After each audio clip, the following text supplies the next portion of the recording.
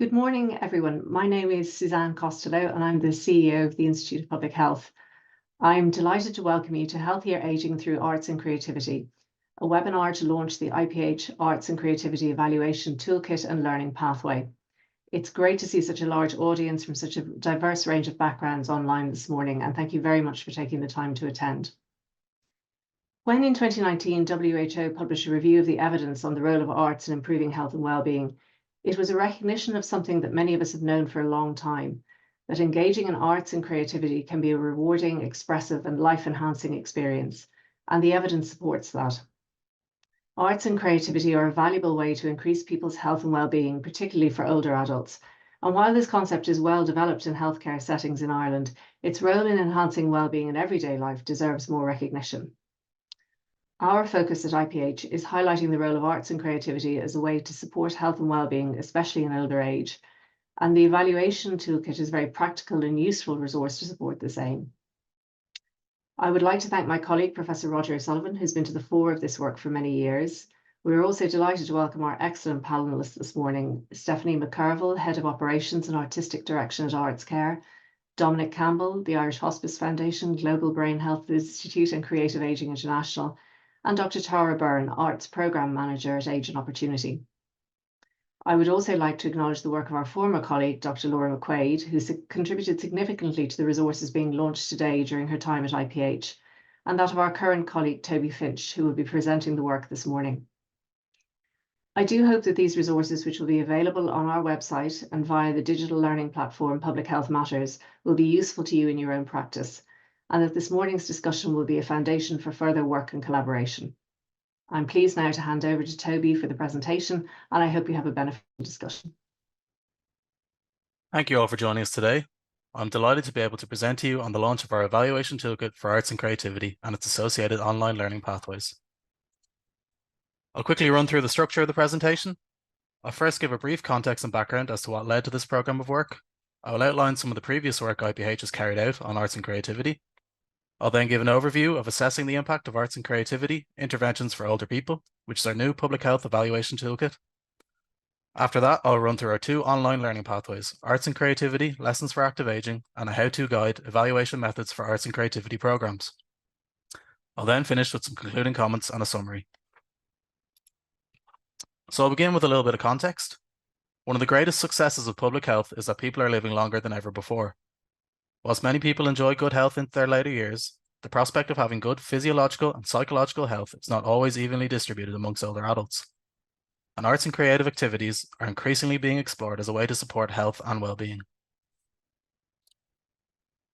In terms of the work IPH has previously done on arts and creativity, in 2021, the Institute of Public Health published an evidence review on how arts and creativity can have positive outcomes for older people's health and well-being. The report reviewed more than 70 international studies investigating the potential health and well-being benefits of dancing, music and singing, visual and creative arts, and drama and theatre.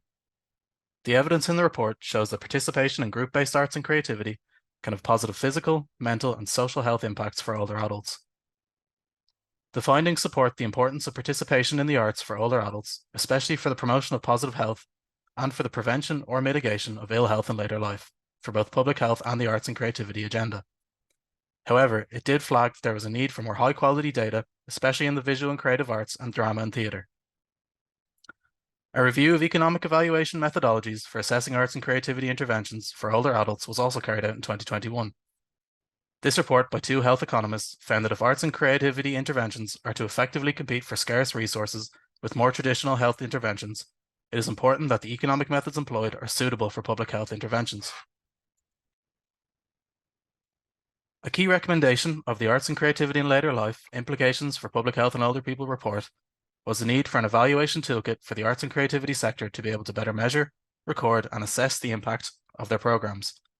It was this work that led to the development of this toolkit and online learning resources. The toolkit aims to support the arts and creativity sector to design, plan, conduct, assess, and report on evaluations of arts and creativity programs and interventions within a public health context. The main objectives of the toolkit are to provide a better understanding of the concept of public health and the importance of arts and creativity in promoting health and well-being in older adults. It's also to increase the knowledge of evaluation of tools and techniques and provide guidance on how to undertake one.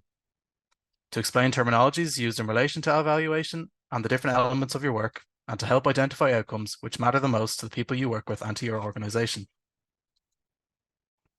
So what is covered in the toolkit? We set out the context of evaluations in public health, as well as explaining the different types of evaluations and the role they can play. We define and explain important terminology that is used when undertaking an evaluation.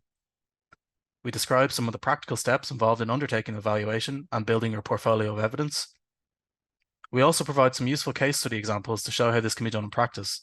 We then link to some templates and resources to help equip you to undertake an evaluation.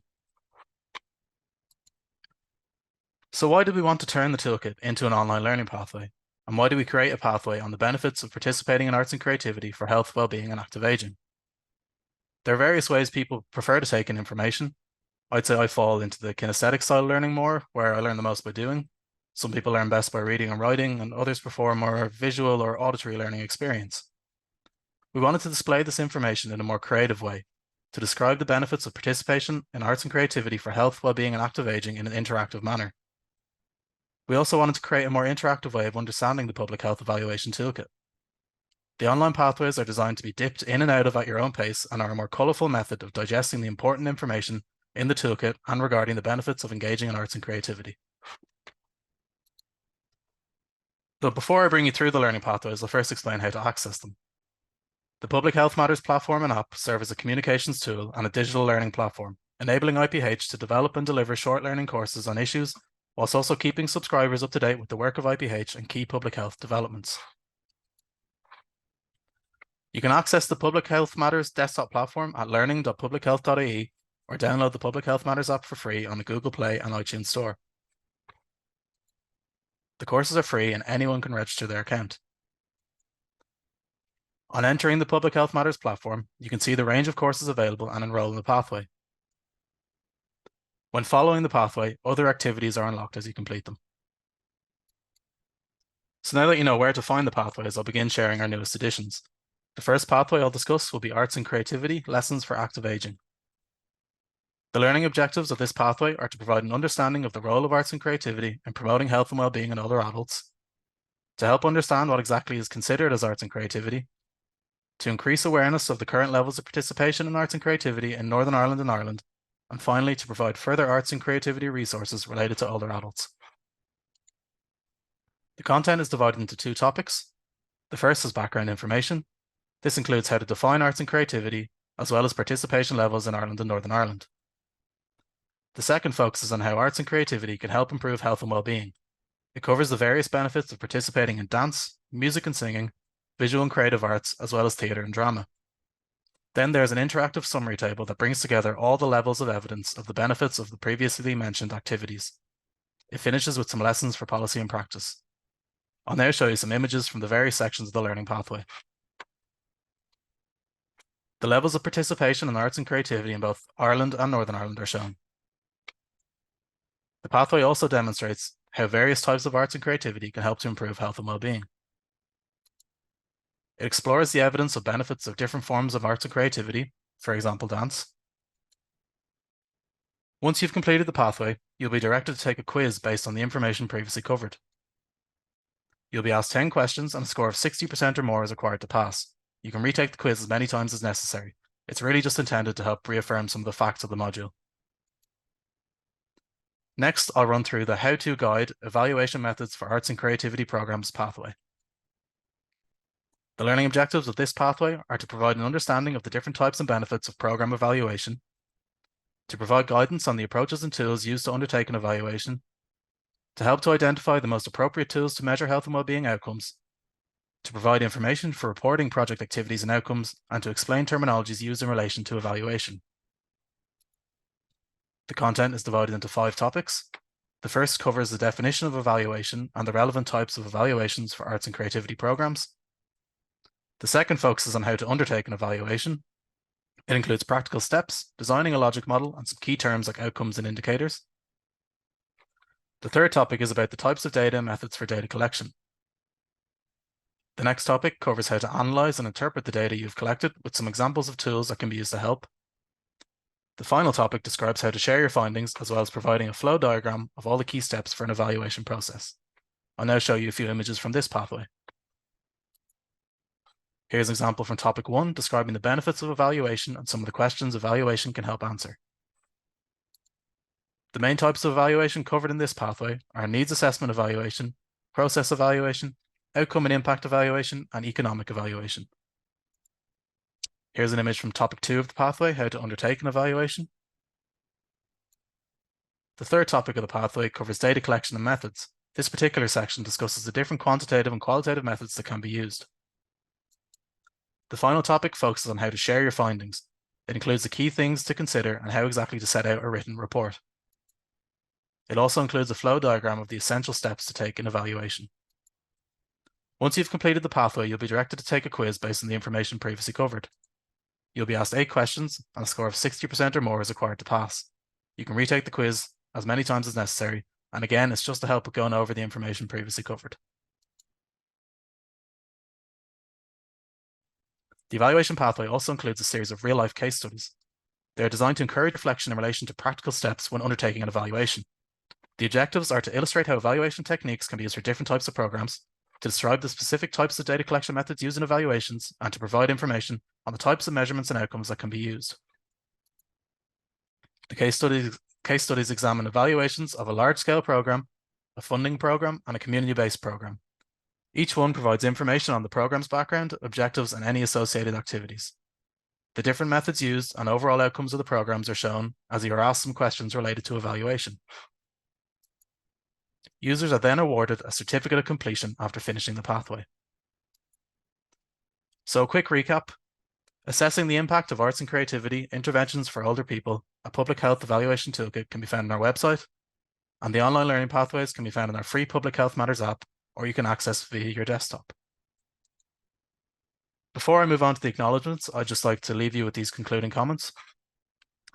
The evidence shows that arts and creativity are a valuable way to increase people's health and well-being, particularly for older adults. And evaluation and data collection can be used to help demonstrate these benefits and enhance the knowledge of the benefits of arts and creativity for all.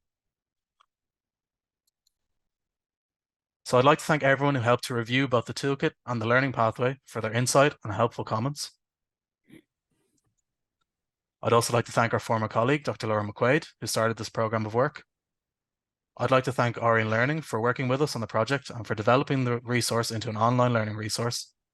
And finally, a special thanks to the IPH comms team for all of their help in reviewing and designing the toolkit and learning pathway.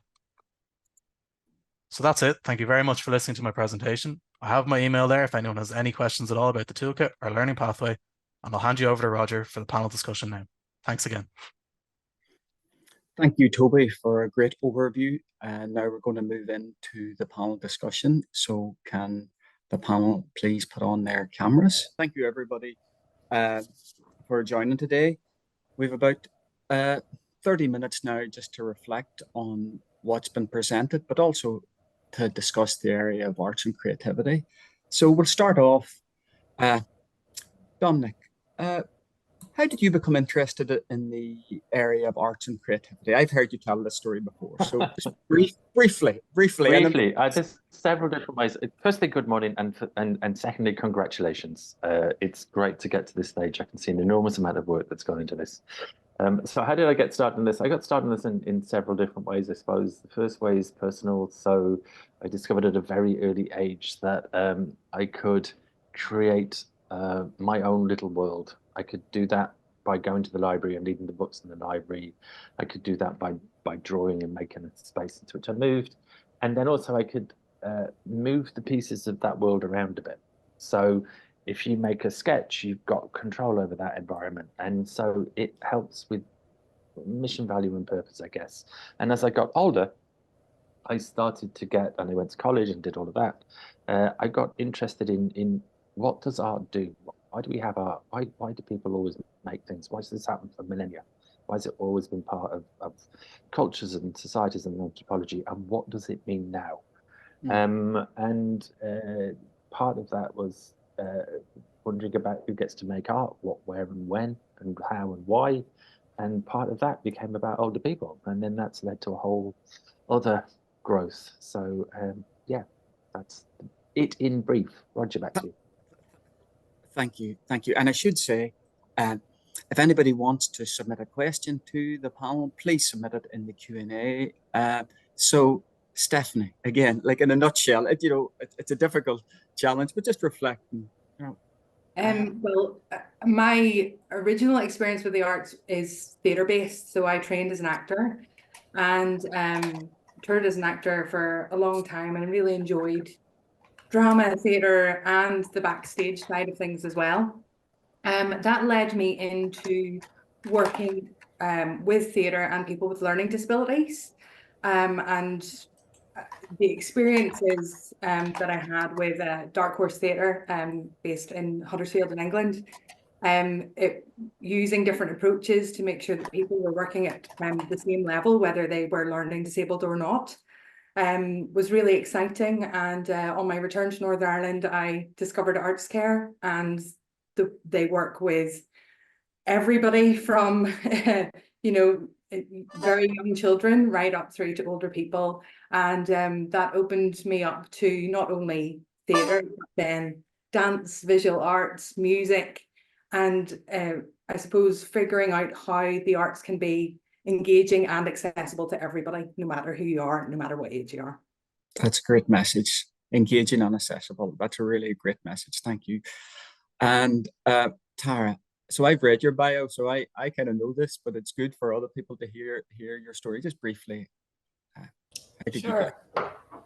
Well, first of all, I'd say, like Dominic, that for me, the arts was a way of understanding the world, and something that I connected with as a child, when I felt I couldn't connect with other things, I think. And maybe a lot of creative people feel that they're not part of the mainstream. Whether we are, we aren't, we might feel that. And the arts for me was absolutely something that I immediately understood, or I felt I did, and felt drawn to, and expressed myself through, and became good at. And I suppose you get such satisfaction if you think that you're good at something. So that was that. And then I think in terms of working for Age and Opportunity, and what we're trying to do is create access for older people to the arts, but also to represent older people within the arts, because visibility is everything, we know.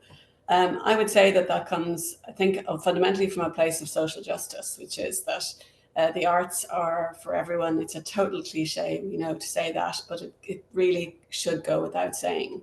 But the arts aren't equally accessible to everyone. As we know, lots of things in life aren't equally accessible. And I think certainly in Ireland, arts education is a relatively new thing. And older people, if you think of older people who might be 70 upwards, there was very little to no arts education at all for that age group. So my mother's in her 80s, not one single thing did she have. If you had money, you might have private lessons and be introduced to piano or something, and that's a way that introduces people to the arts. So I think it is from a social justice point of view.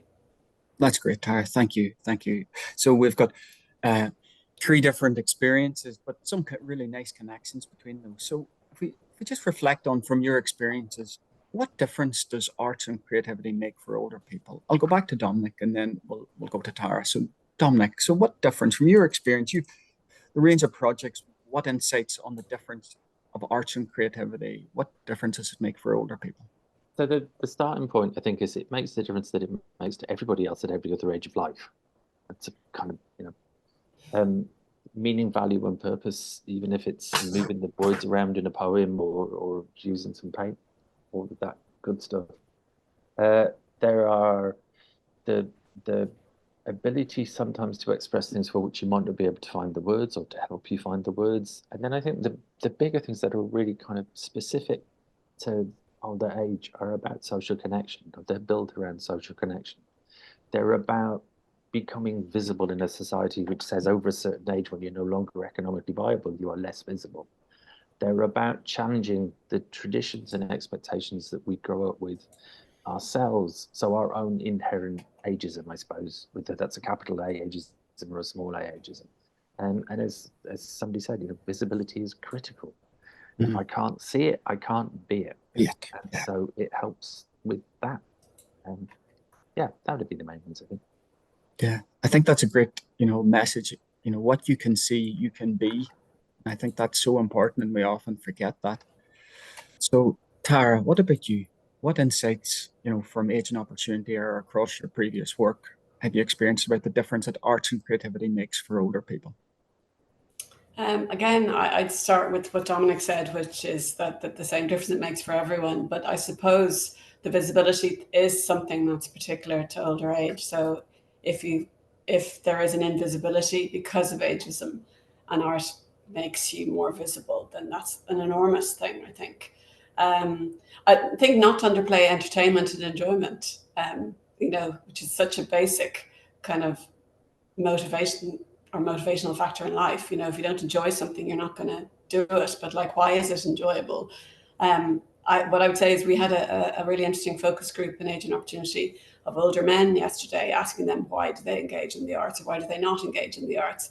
And one of the interesting things that somebody said was to better understand Ireland. And he's someone who's lived in Ireland for the past 5 years. So he said, I really want to go to as many things because it tells me about you, tells me about the society that I'm living in. I thought that was really interesting. And then something someone else said, which was, it helps me feel that I'm investing in my community. Every time I go to my local theatre or every time I attend a local workshop, it's about ensuring that will continue, that there will continue to be theatre and continue to be local workshops in my community. So I think then that leads on to all of the social benefits and the sense of connection that I think Dominic touched on too. But I think that's enormous. And again, for this group of men who tend to not attend in the same numbers as women, particularly as they get older, the need for the social connection is huge. And also what they were saying was like, what's difficult for them is actually having, they want somebody to go with, number one, but they absolutely want to meet people when they're there. Because your life can get much smaller as well. We know from research, older men tend to withdraw a bit. So I just think the whole social connection, entertainment, needn't to be forgotten ever, investing in your community, all of the benefits then that your research pointed out, the physical, the cognitive. So there's just really I can't think of a reason or that the arts doesn't, a good thing that the arts doesn't contribute, to be honest. Okay, that's great, Tara. And yes, that part about the social connection is so important. If we think about, there was a survey undertaken across Europe, and it was really challenging because it showed that Ireland has the highest levels of loneliness in Western Europe. So it's really good to see that arts and creativity can, help with participation and inclusion. Stephanie, what about you?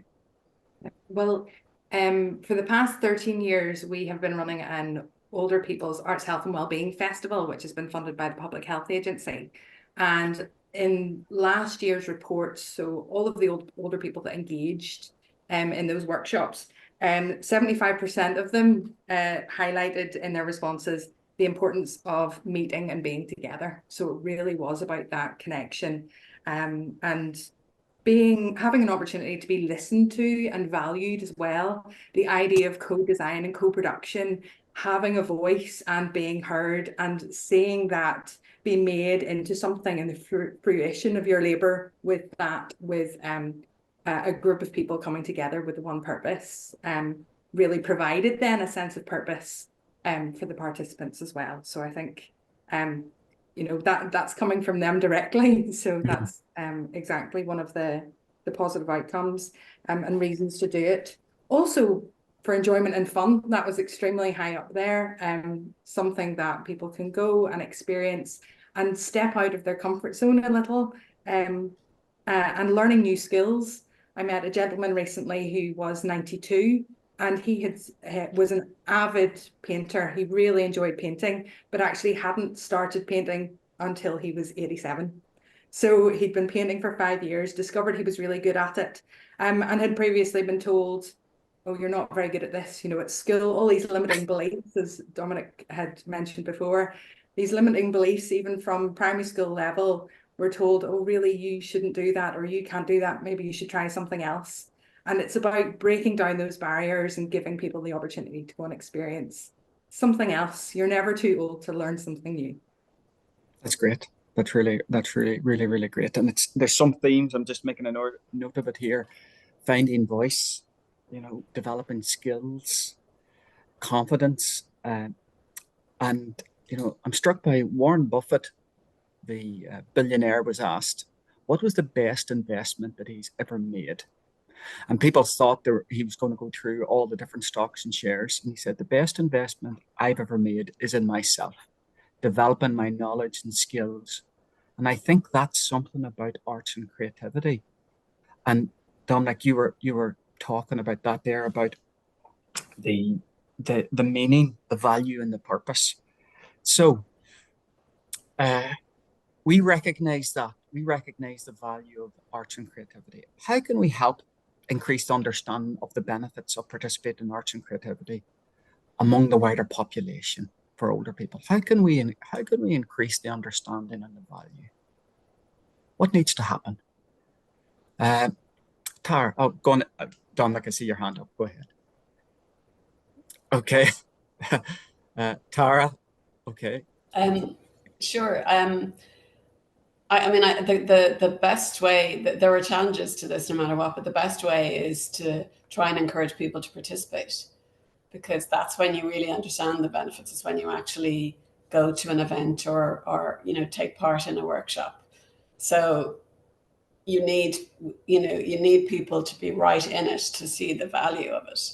I mean, the other things are making the research visible. There's so much research out there, and the research that you've done recently, and whatever we might mean by visible, it's obviously distributing it, but maybe trying to animate it in some way and make it live. I think champions in communities are hugely important, people who can speak and advocate for the arts. That can happen in local communities, and obviously it can happen at much more senior levels in government. So I think communication is a huge part of really underlining what the benefits of the arts are, but it's an ongoing struggle, because anyone who's involved in the arts will know that advocacy is something that's a part and parcel of your work, because you're always trying to say, this is important for all the reasons that we've just talked about. This is important and you need to invest in it. It's not going to happen without investment in the same way. It'll always happen no matter what, but it's not going to happen to the same extent. So it's about champions in some way and about communication, I think. Okay. So, Dominic, what about you? What can we do to increase understanding of the benefits? I think there's a huge amount of work, as Tara points out, going on. I think there's also a bit of a tipping point, to use an overused phrase maybe. So as people in the chat are pointing out, there's a long, I'm at this kind of work for about 30 something years now. And there has been report and process and strategy, but gradually that is becoming, there's becoming more of it. It's also becoming much more refined. It's beginning to understand that, scientists and artists, they're not so different. They're both curious people. They just use different sets of tools. And so that exchange at the academic level is beginning to happen. There's a greater understanding that, in the medical field, it's tended to be concentrated on pathogenesis, the generation of illness. Where does that come from? But now there's a greater sense, as we understand more about environmental factors, social determinants, into thinking about what artists tend to think about instinctively, which is salutogenesis. How do you create the conditions for flourishing? Tara pointed this out, and Stephanie kind of reinforced it.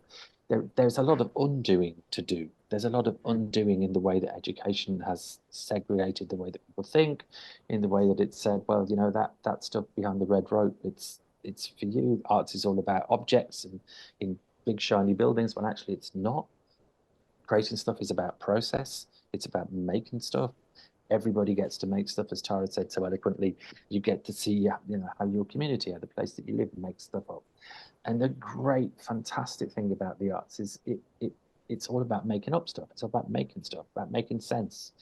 We've made stuff in one way. We can equally make stuff in a different way that is more appropriate to our times.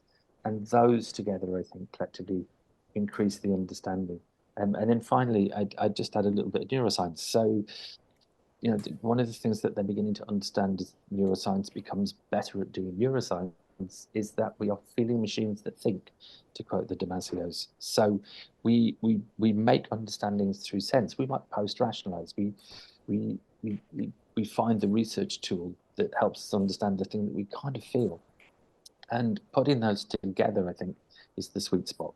So as Tara says, getting people in, using festivals like the Hiltoner, using the scale of communications, and then giving people the backup so they get curious, they get inspired, and they get the support and evidence to help, change it for the next generation. So Dominic, just to tease it out just a little bit more, what from your experience, is there a hook, or are there a number of hooks that actually do that? Yeah, it's a bit like, which is the question that comes first. So in the place that I sit in Creative Aging International, we work locally, we work internationally. I do stuff with Irish Hospice Foundation at the moment. I do stuff with Global Brain Health. We do stuff in Lagos, in Nigeria. So there's lots of different questions packed in there. We're working in different healthcare systems. We're working in places that, aging is different. The social impact is different. So it's a little bit like, what's the appropriate strategy? Because of where I sit at the moment, it tends to be yes, all of it.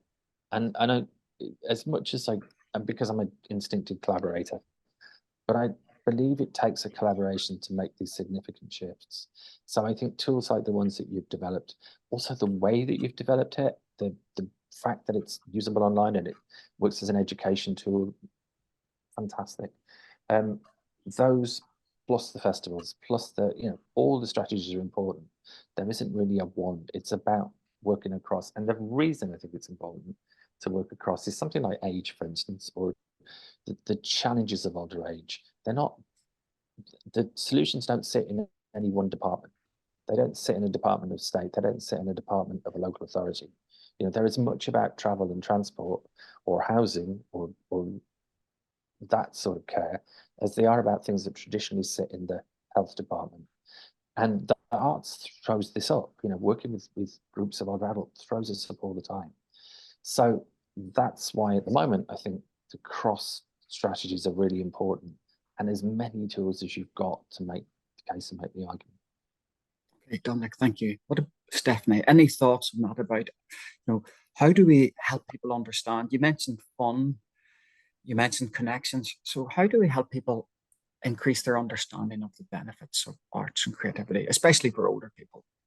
I think that within maybe strategies that are being created, partnerships are wonderful. So getting organizations to come together to share their experiences and their learning for best practice, I think is fantastic. And when we are trying to set up new exploratory sessions or to look at different things to work with different people, I think engaging the strategy with creativity makes a huge amount of difference. There's a lot of us and them kind of I think that there is this idea of artists and then managers or people who are doing the monitoring or evaluation or paperwork. And the two need to combine a bit more. I think it's very difficult to talk about the outcomes and lay that out in a spreadsheet for somebody to then tick a box and provide funding for. So it's about engaging all of society so that they can feel confident breaking that barrier and trying something creative themselves when they wouldn't necessarily do that. So I think it's really important that all of an organization tries to engage in creativity some way at the beginning of a process so that they have an innate understanding of it themselves, so that then they can really understand the benefits for people who might be more vulnerable than them, and not have as many opportunities to be able to go and access it themselves that they would. Great, Stephanie. So we're starting to get in some questions. We've got a question here from Ewan. So his question is, with the focus of state supports increasingly focused on a one-size-fits-all model on caring for older people in their home, how does the panel feel we might breach the gap between encouraging community participation in the arts and creativity activities that are hugely beneficial and the isolation of people in their homes? Any thoughts about that? I have another question that has come in. So how can we use the arts and creativity? I would just... Sorry, go ahead. Sorry, just going to say, I think one of the real challenges are trying to reach people individually in their homes. I think that, and that's something that came up in this focus group yesterday as well. But there are some organizations, it's very resource intensive, but there are some organizations like Railta, who are based in Waterford.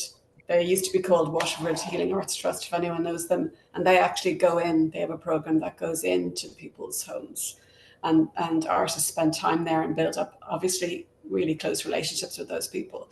And that actively addresses that and directly addresses that. But it is a huge resource issue. And people tend to concentrate, I think, much more on networks and like care settings, for example. And people in care settings are definitely disadvantaged, but at least they're in a community that can be reached. So I do think it's kind of a nut that's quite hard to crack, but it's we've run programs in the past to create buddy systems where people are kind of befriended, if you like, by people who are interested in working in the community and interested in the arts, who would then kind of bring that person to an arts event, not in the sense of drive them, but although they might do that, but just go with them. But I think that that's a huge, it is a huge issue for us in the arts. Okay. Dominic or Stephanie, do you have any comment to add to that? I have another question from the participants. Yeah. Sorry, Stephanie, Dominic, you go first. No, go first. Go. We have explored online engagement. Obviously, that was so huge during the pandemic. And actually, in many senses, for our festival, that has remained an aspect that we've run and has remained extremely popular because it's accessible not only to people in their homes as individuals, but it's also then accessible to groups in residential care.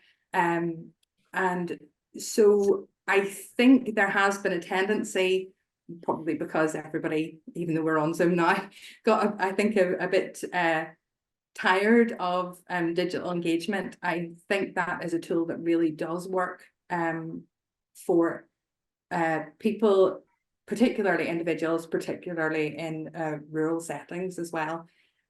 So making sure that we don't drop that off our delivery, even though that we are able to go back face to face, and I'm sure that's the preference for most people and most artists. Okay, thank you, Stephanie. Dominic, do you have anything to add? Yeah, it's a great question. There are two things that pop into my head. One is projects that Tara mentioned. So I see the kitchen table.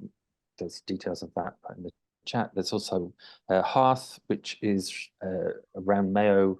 So if you are when you are discharged from the hospital in Mayo General, some people get the option of a one-to-one visit from an artist to help them make individual practice.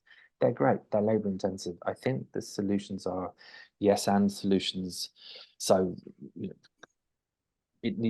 there isn't a one size fits all solution to care in the home, but I also think that thinking about why this is happening now, and it has a lot to do with the fact that we have an aging population, and when they present to healthcare, they present with a whole part of different issues.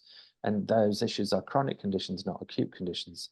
Yet we have an acute system, which is where most of the money goes. So it leads very nicely to how do we move the budgets towards the preventative or the public health systems and away from the acute. And part of that is wrestling with, well, how do we care people whose geography is shrinking? The geography is, the 5-minute city rather than the 15-minute city.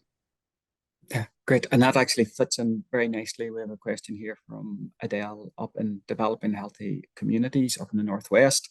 How can we convince commissioners in public health to invest in the arts as a tool for promoting health and well-being, particularly in terms of preventative work? Stephanie, do you have a thought around that? I think there, excuse me, needs to be a bit of a two-pronged approach. So again, by engaging these commissioners in even small creative opportunities, if there is some sort of gathering to look at strategy or meeting, having an artist at that session and giving them some sort of activity that they can engage with in a different way. We've had the heads of the different health and social care trusts and the PHA come to strategy days, and they've been singing all together. They didn't know that they were going to be doing that when they got there, but they really enjoyed it. And also they've been doing little Rothko paintings, and their engagement and their pride in their work, actually getting to take something home with them after meeting, has really given them joy. So they're able to then see the joy that other people are able to get from those engagements. I also think looking at the grassroots side of large organizations, so the people who are working with the service users, the people who are on the ground engaging, staff engagement is really, really key, and it changes their own work environment.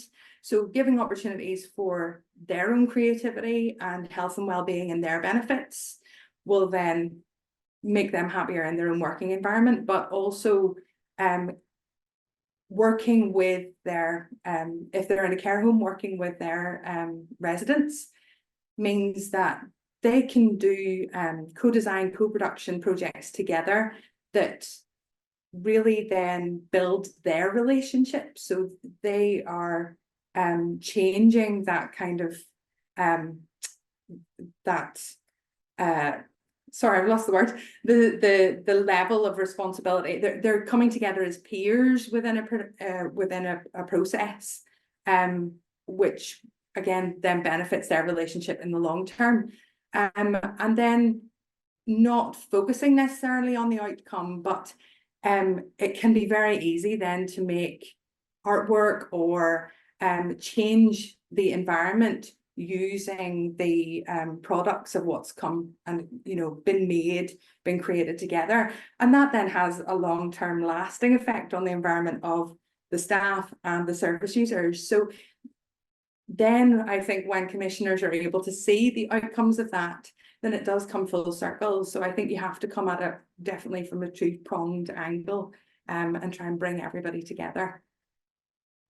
I might add on to that, if I might jump in there. Yeah, because go ahead. I think it's a really great observation, that actually what you're working on is the culture of the organization, rather than let's make art or let's do a transactional thing. What its benefits are multiple. Its benefits are partly that people enjoy going to work much more if it's a creative environment, if it's an interest, there's a bit of singing, there's a bit of something going on. And that helps with staff retention. It reduces stress. It reduces stress in patients. It improves staff loyalty. So there are multiple benefits and outcomes. And that's why the yes and approach is so good. You can see it in residential care, particularly because they're closed petri dishes. They're research specific. What's interesting is when you start to see where else that is popping up.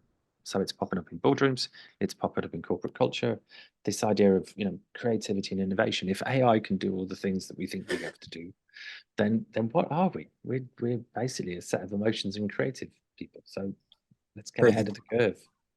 Brilliant. So Tara, just any additions to add to that, just briefly? Oh, you're on mute, Tara. Sorry, rookie error. I suppose I would just add another angle to this, which is I think in terms of trying to influence how government thinks, I think the working across all government department strategies, not just the arts and culture department, is really important, because the arts actually, it's such an integral part of life. It crosses over all of the departments. It's into environment, it's into health, obviously, which is the focus here. It's across all government departments, and that's something that's been used really well by Creative Ireland, I think, is their approaches to work with all the government departments. And then within those government departments, again, the role of the champion. It's just really key if you can find some person within that department who believes or understands. Believes is a funny word to use, isn't it, when we can prove the value of what we do. So that's one thing. I would also say we need to use our votes. That's the kind of strong-armed way, and tell people there's an election coming up in Ireland, in the Republic, to tell people what we value, and that our votes will be placed accordingly. And then maybe the last thing I should say is it's the whole thing of making our work visible is so important, obviously, to the people we do it for, which is all of us, to enjoy it, to access the arts. But I really want to say this now, because the Bealtaine Festival is the festival that we run here in Asian Opportunity, is just about to start next week for the whole month of May. that is our most public moment. That is when we hope government notice what we're doing and say, oh, wow, this is an incredible opportunity for everyone, not just older people, but particularly older people. So that's what I would say. Thank you, Tara. And that's a great way to finish. Thank you, Tara, Dominic, and Stephanie. What a great discussion. I've really enjoyed that. I'm taking away, value, voice, connections, participation. There's so many important messages that you've touched on in the last 30 minutes. So thank you very much. We've now really come to the end of this launch. Thanks again to you, the panelists. Thanks to Toby for making a great presentation. Thanks to the COM team for promoting this, and the ICT team for bringing together this learning pathway. So thank you, everybody. And please go on and check out the resources. They're available on our website. So thank you, and all the best for the rest of the day. Take care, everyone.